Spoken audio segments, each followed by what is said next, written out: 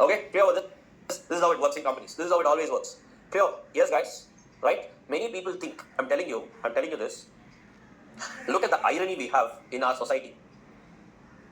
Most of us think that between business and employment, right, which is more secure, which is more guaranteed secured? Employment. Correct? That's what many people say.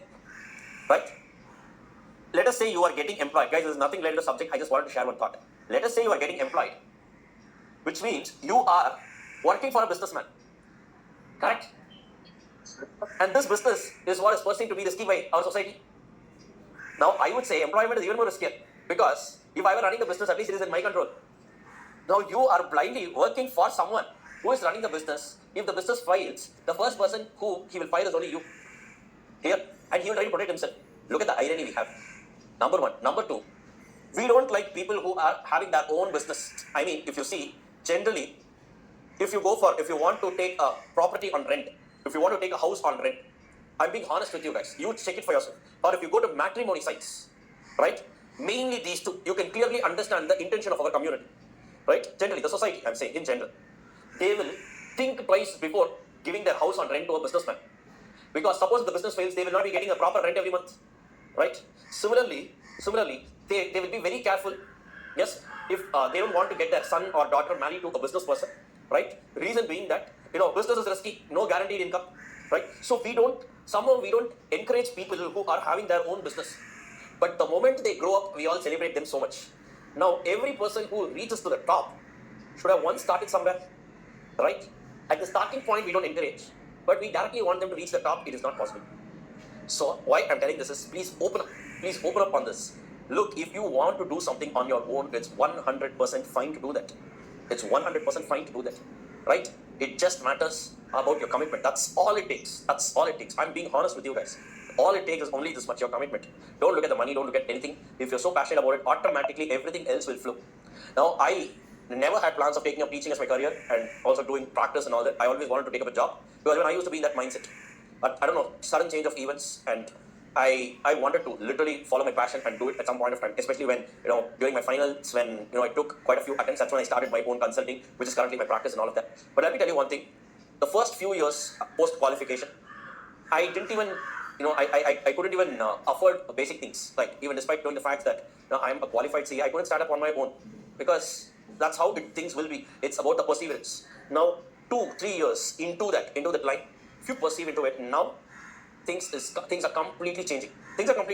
So now it is like, those 2-3 years, sir, is it waste? No, it's not waste of time. That was the time it took for me to establish myself. Now, I'm not saying I'm a great guy today, no, but at least as compared to where I was before, things have magically turned out. It's all because now if someone sees, I used to get all of this. People just think, finish CA, what are you doing? You're not even employed. See, they used to look at me as unemployed, right? So teaching, is not considered as a, proper profession by many people. Still, they have this mindset, but without knowing the fact that it is the teachers who create the future generation. But anyways, I mean, it's all about the perspective. But what I'm telling is, if you have an idea, just go for it. That's all. It might not materialize immediately.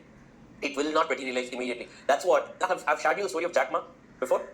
Yes, in costing or FM I told her. Okay, so the story of Jack Ma is basically, let me just put it very, very short, those who have not seen the FM lectures. So Jack Ma is a guy who is based in China, right? So he is the founder of a company called as Alibaba Group, and Alibaba is the number one e-commerce operator in China. So in China, you see, they always believe in homogeneous product. There is homegrown companies. In China, you don't have YouTube. Instead, they have their own version of YouTube. You don't have Google. They have their own version of Google. Similarly, you don't have Amazon, Amazon.in. You don't have there. They have their own version of Amazon, which is Alibaba, right? But it's not a copy-paste. It's their own version of it. When he started off in the year 1999 or somewhere in the late 1995s, after that he started e-commerce business at a time when there was no internet. Right? Internet was just booming. People were actually making fun of him. Said, you were having a crazy idea. What is it?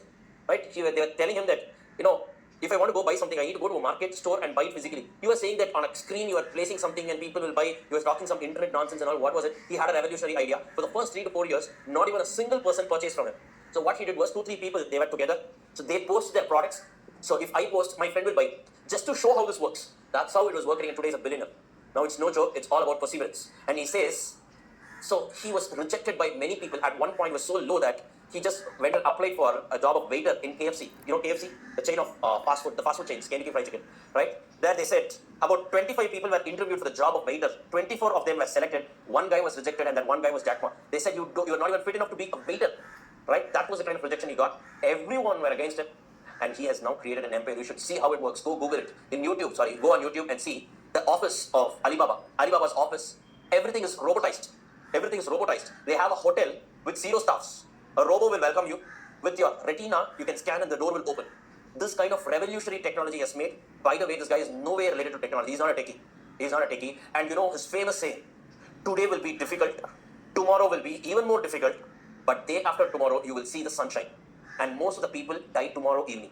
They go to this level and they give up without knowing that the next day is going to be a sunshine. That's what Jack Ma says. And that's very true. We all don't have perseverance. Similar cases with CA students also. He tries so much, and at the end we see, okay, fine, I'm just giving up right now, without knowing that you are inching close to reality. With this close to success. We reach there and then we drop. No, you have not come this far, only to come this far. Just keep marching forward. One day you will reach a destination. It's all about your perseverance. Clear with this, guys? Clear with this?